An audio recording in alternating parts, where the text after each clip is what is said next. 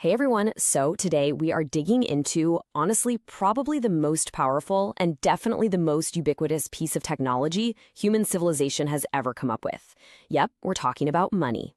But look, we are absolutely not going to do the whole dry, boring textbook thing here. No way. Instead, in this explainer, we're going to treat this ultimate economic tool, the one literally sitting in your pocket right now, like a full-on tech review. We're going to break down its core features, its underlying operating system, and even its hardware specs. So let's get right into it. But before I really get going, I want to ask you something. The kind of big, obvious question that we all completely ignore in our day-to-day lives. What actually gives those colorful little pieces of paper in your wallet their value? Think about it. Is it backed by gold? Is it just because the government says so?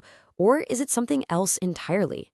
It's kind of wild when you realize just how little we actually understand about this thing we touch, earn, and spend every single day. So let's look under the hood and decode the actual engineering behind that paper. All right, part one, the definition of money. Let's see what it actually is. Okay, let's dive into this. To really understand this tech, we need a solid baseline. And the secret to money? It's all in the definition. Basically, money is anything, and I mean literally anything, that is generally accepted as payment for goods and services. Now, I really want you to pay attention to that phrase right there, generally accepted, because that is the core operating system running silently in the background. It's not enough for just you to think it's valuable. I have to value it. The local coffee shop has to value it. Basically, an entire society has to buy into the exact same belief. Without that massive collective agreement, the cash in your wallet is, well, it's just paper. The whole shebang runs on this invisible social contract. Right. So now that we know what money is and the OS it runs on, let's check out the core software modules that keep it running day in and day out. Moving on to part two, the classic functions. Think of these as the core software. You can think of these functions as the basic reasons why money even exists in the first place. The first classic function, acting as a unit of account. You can picture this as a sort of universal translation device. Like, how in the world do you compare the value of, say, a basket of apples to a brand new car? It sounds impossible, right? Well, money is the universal language that makes that exact comparison possible. It lets us evaluate completely random, totally different items, human labor, debts, you name it, using the exact same metric. We just slap a price tag on it, and boom, we can keep complex accounting records.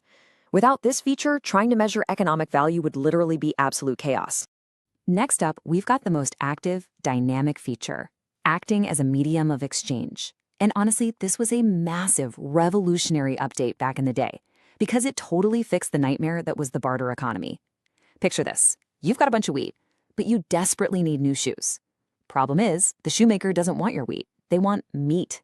So how on earth are you supposed to trade? Well, money swoops in as this perfect medium of exchange and completely bypasses that whole friction. By separating the act of buying from the act of selling, it seamlessly enables smooth, totally instantaneous trade. A real game changer. And our third classic function is serving as a store of value. I love this one because it's basically a financial time machine. Think about it. You don't have to immediately consume all the value you generated from your hard work today. Money lets you freeze that value, hold on to it, and basically transport it into the future to use whenever you actually need it.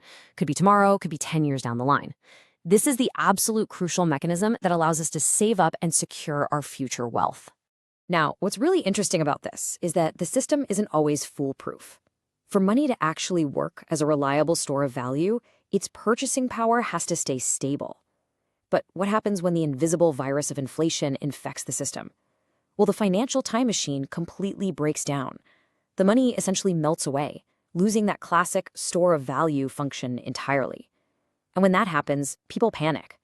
To protect their rapidly melting wealth, they're forced to flee into hard, tangible alternative assets, things like gold or real estate. Inflation is, for all intents and purposes, the biggest brute force attack on money's hardware. And hey, speaking of hardware, for money to successfully run all these software functions we just talked about, the physical object itself actually needs some very specific specs. Which brings us to part three, the properties of money. Let's look at the hardware specifications. So the physical hardware requirements for money to actually succeed are pretty crystal clear. Number one, appropriate unit price. Number two, divisibility, meaning you have to be able to break it down easily into smaller chunks to make exact change, whether you're buying a mansion or a pack of gum. Number three, portability. Obviously, you can't be dragging giant, heavy boulders around in your pocket. It has to be mobile. And finally, number 4, it must be extremely hard to counterfeit. Because if any random person could just bootleg this operating system in their basement, that general acceptance trust we talked about earlier, yeah, that would crash in a matter of seconds. These 4 features are the ultimate physical stress test. But just like a clunky old cell phone eventually evolved into a supercomputer smartphone, money didn't just stop at these basic features. That takes us to part 4, the modern functions. This is the pro version. All right, this is where things get incredibly exciting and honestly a lot more complex. I really want to emphasize how absolutely crucial this next concept is. See, money has advanced way beyond being just a basic trading tool.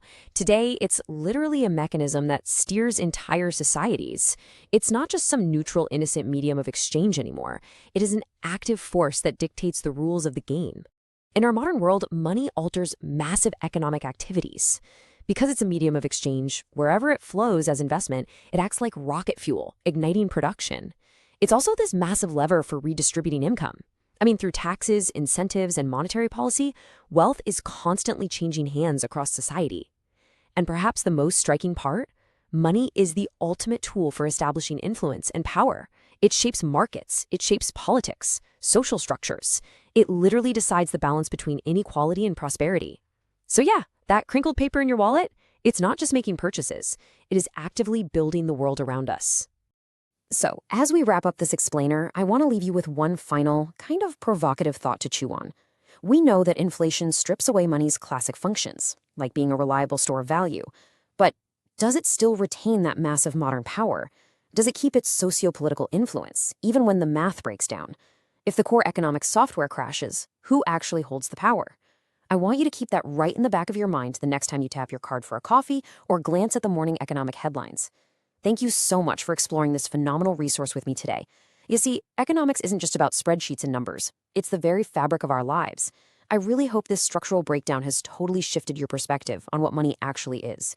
See you next time.